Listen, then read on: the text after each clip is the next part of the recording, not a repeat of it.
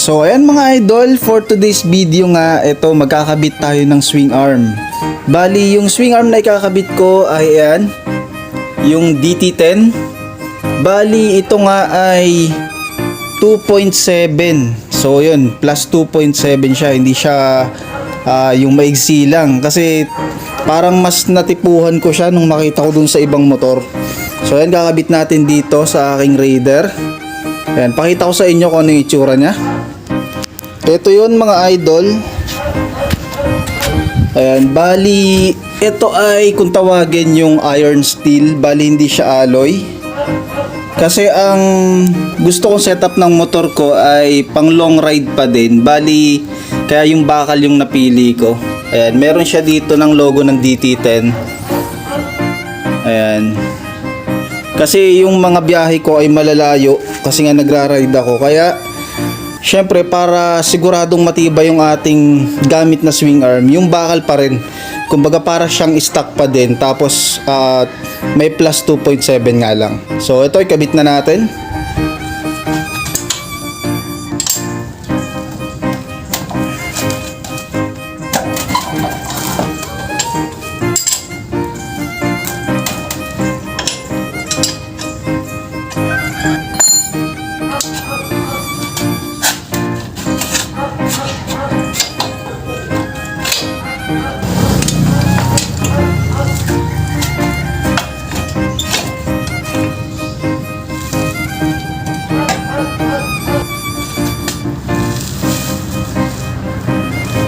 So ayan, nakalas ko na yung gulong. Ngayon naman, ang kakalasin ko na yung bolt dito sa may swing arm mismo.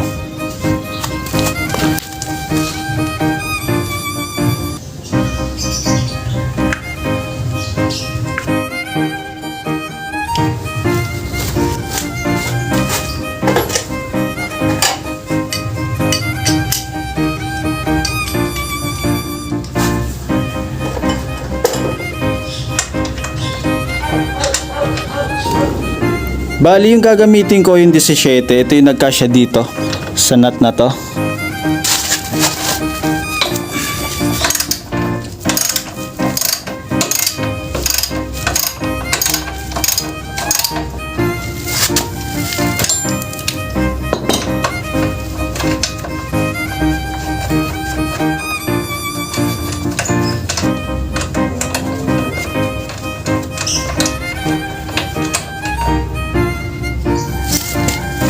Ito, natanggal ko na yung nut. Bago natin hugutin yung bolt na nandito. So ang una ko muna gagawin, tatanggalin ko naman yung bolt dun sa may shock, yung nasa may bandang ilalim. Yung nandito siya. Yan. Yan muna yung tatanggalin ko para mamaya hindi na yung sagabal.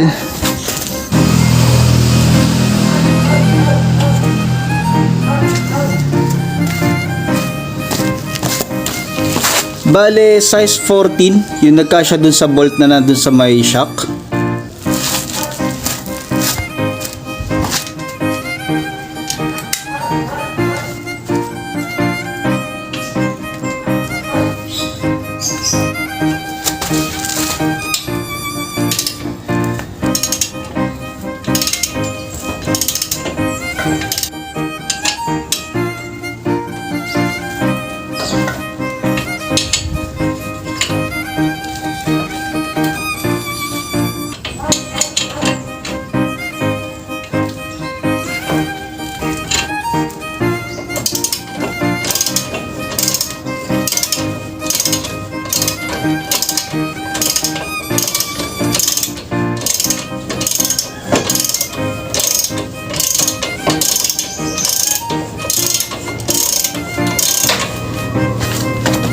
So yun, para madali ko nga matanggal yung tornilyo, dahil nga kinalawang na din, ayun, pinukpok ko na lang para lumusot to. Tapos ayun, natulak niya na yung bolt na to.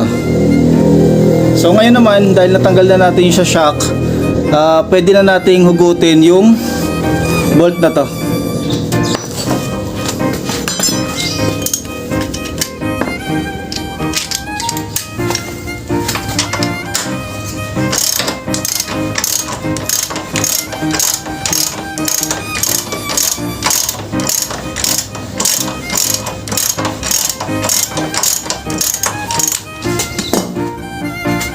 ayun, dahil ramdam ko na maluwag na siya, madali na siyang naiikot. Ngayon pupukpukin ko na ulit siya. Gamit na lang ulit itong bakal na to.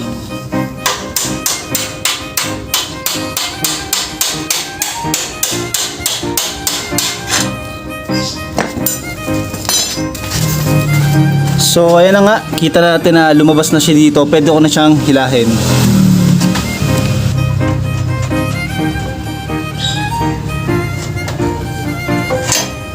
Ayan, kung makikita nyo sa tagal na nga nito, kasi hindi ko naman yan kinakalas, ang dami niya nang kalawang. Kaya mas mabuti dito, pag ibabalik ko na, kailangan lagyan din natin siya ng grasa.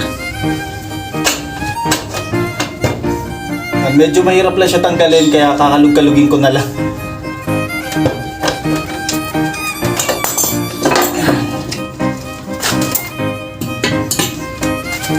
So ayan na mga idol, ganun lang kasimple magtanggal ng swing arm. Ayan, natanggal na natin yan. So ngayon, kakabit na natin yung ating bagong swing arm. Bale mga idol, eto kasi medyo masikip yung butas niya. Siguro dahil may kalawang na rin sa loob. Siguro matagal na itong nakastock dun sa seller. Tapos kala ko masikip yung ihe. Pero nung pinilit ko dun sa kabila, okay naman pala, kaya lang may kalawang yung loob. Kaya ito, nililiha ko muna para matanggal yung kalawang, para smooth na siya ipasok.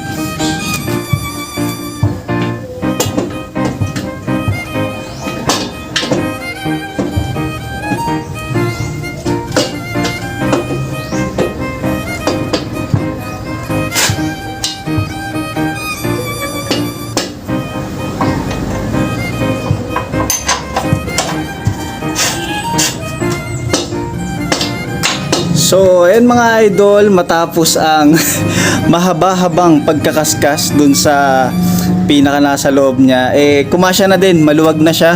Nilagyan ko na rin ng grasa, kaya madali na siyang naipasok. So, ito, dire-diretso na natin kakabit to.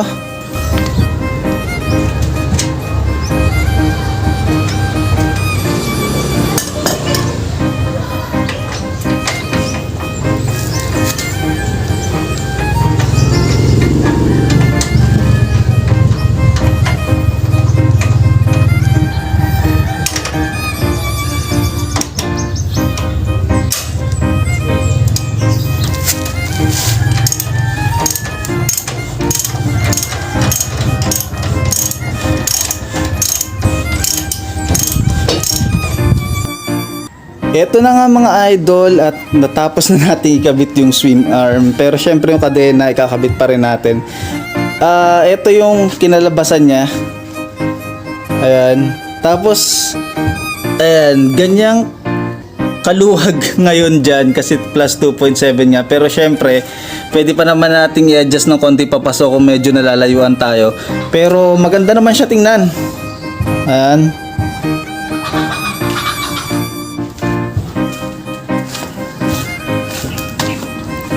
Ayan na siya ngayon. Maganda naman. Meron lang ako naging problema eto. Pero syempre gagawa na lang natin ng paraan. Kasi napansin ko, kung mapapansin nyo, yung spacer natin is parang bitin.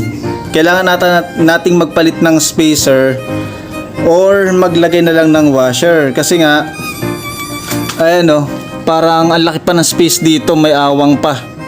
Kaya yun yung gagawa natin ng paraan. Bibili na lang siguro ako ng washer muna pansamantala, yung malaki, yung magkakasya dyan, para lang mahigpitan natin ng maayos. Eto na mga boss, natapos ko na rin sa wakas. Naikabit ko na yung DT10 swing arm na plus 2.7. So eto na yung finished product natin. Ikutan natin yan para makita nyo kung gaano siya kahaba. Ayan siya. Hindi naman sabit yung fender. Na-try na din namin ni Mrs. na umangkas siya sa akin. Hindi naman sumasayad. Sakto lang. Sakto lang yung naging haba niya. Ayan, dito naman siya. Ayan, ganda niyang tingnan. Ang haba na ng swing arm. Ganda niya. Ang laki ng iginanda niya mga idol. Pag nakita niyo sa personal, maganda siya tingnan. Ayan. Bale, dahil nga humaba yung swing arm, bumili ako ng mahabang kadena. Ito yung 130T ata yan, pero kinulang pa rin ako.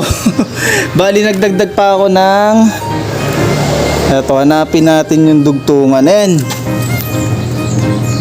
Ayan, bali yung naging dugtong nya. Ayan, nagdagdag pa ako ng mga, bali kasi 3 ngipin yung hindi nasama ng kadena. So kaya yan, nagdagdag pa ako. Tapos ipakita ko naman sa inyo kung gaano nga ba yung ihinaba niya dun sa stock. Ayan mga idol, ito para mas magka-idea kayo kung gaano ba kahaba yung diferensya. Ayan, tansyahin nyo na lang. Kita naman sa video kung gaano kahaba yung idinagdag niya. Ayan, 2.7 to plus 2.7. Ayan, bali ganyan yung naging karagdagan niya. So, ayun lang mga idol. Sana makapag-decide na kayo kung bibili din kayo ng ganito. Kagandahan dito ay yun nga, bakal siya, at tingin ko naman magtatagal naman to. Mas masarap siyang gamitin pang long ride dahil yung height niya is stock lang din, hindi siya naging lowered. Ayun, kaya parang naka-stock ka pa rin dahil nga bakal din naman to, at syempre hindi ka mangangamba na baka bigla na lang na maputol katulad ng mga alloy. So yun lang. Salamat ulit sa panonood, at sa mga bago pa lang po na nakapanood nito, sana po ay pa-like and subscribe na rin, and pa-follow sa aking Facebook page. Salamat. Ride safe.